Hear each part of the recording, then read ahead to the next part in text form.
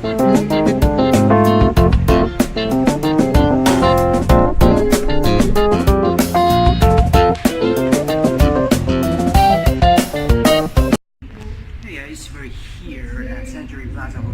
for the mental health first responder all day training. So I'm very much looking forward to this, and we'll share me and my fellow content creators will share our insights later after the training and maybe record some clips. So let's get into it.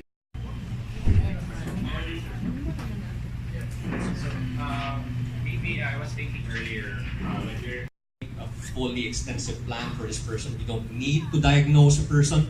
We just see that person, see the distressing symptoms that person might have, and intervene. So we'll talk more about those skills that we're going to use. Okay, trying our best to bring it to the barangay level or through this barangay concept here. So if you look at your local, let's say some of you avail your barangay health workers, they usually don't have input about these situations, about suicidal people. They don't really have these at the moment. But hopefully we're gonna change that soon. When someone is genuinely depressed, and not just making stuff up, but genuinely depressed, sometimes the PLs or the directors or someone who is in the position of authority would say, he's just reacting or dismissing. Sometimes the problem is family conceals because maligal siya as buang, so they do not seek help. described as religious shaming, because I've heard actually some priests, not all of them, and pastors, when some of their folks ask for help or counseling or advice, sometimes they're told that it's because God is absent in your life, or you don't have a prayer life, or you're living a sinful life, that's why you have that, which actually compounds the problem that person has already. So it now kind of prevents the person from accessing or trying to access mental help for his or her concern, because he or she now begins to think that it's more of a spiritual problem rather than actual mental health. Fourth is lack of resources. Then unavailability of mental health professionals. 6, because we are all aware that there's a limited number of psychologists and psychometricians in the Philippines at this point. And 6 is a less support system, because we have a lot of stigma, and sometimes saying that we have we're feeling something, for example, psychological challenges. When we feel some psychological challenges,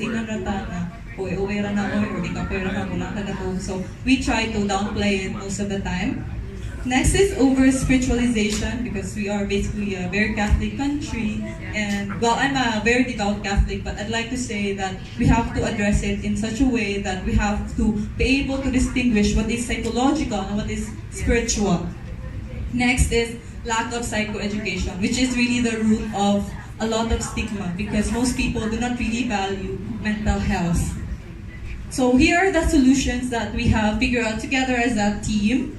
First is the implementation of mental health hour, which according to one of our friends, they have it in the BPO industry, like once a year in a certain month they have a mental health month, wherein they try to do activities related to mental health. And we also mentioned earlier that in Books and Brews, there's this mental health hour every Saturday. So if you'd like to join, it's just right across here.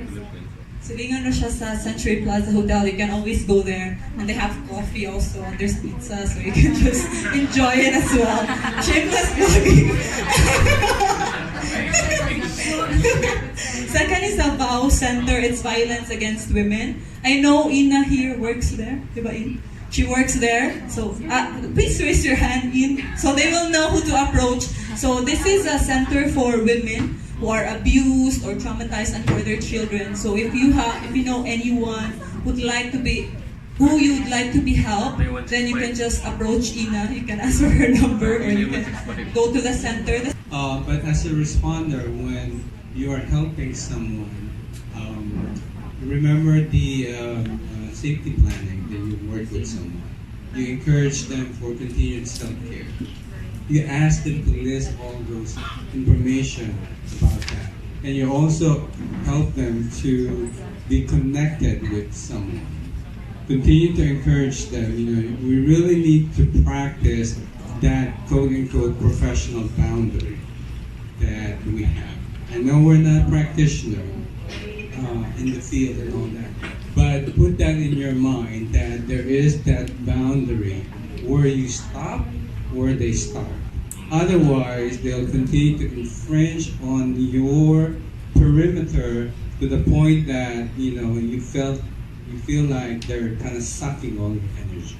It's okay to help, but it's not quite okay to be consumed by that. So we really need to learn how to change hats, so to speak. So and have that professional boundary that we need to kind of establish.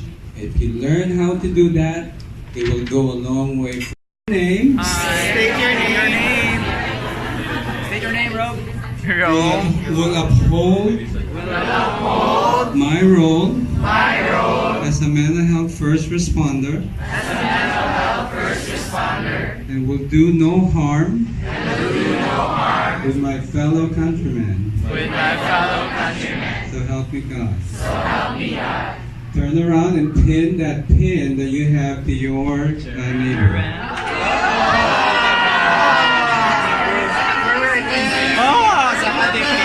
Pin that pin. Don't hurt me.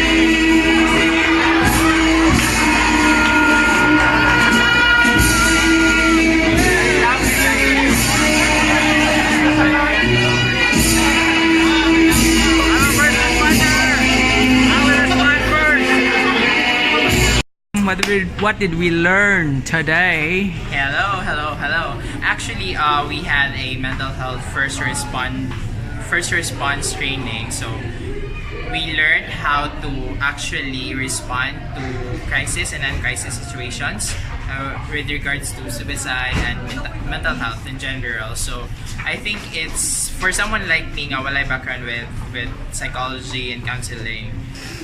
It's really helpful to know the background and basically to help to assist a person find some help basically and basically to help him in ways that I could network him to basically to solutions that probably he already has but he haven't tapped yet. And I think that's something that as a first responder, kay mao gid ang mainly matabang niya is basically to help him understand the situation and guide him in finding solution in his own. So I think that's it. Ben, what did we learn today? So I learned the proper ways on how to respond to crisis and non-crisis situations, as well as improve my knowledge as An application. it can be applied in real life situations. And Yeah, that's all. Thank you. that's all.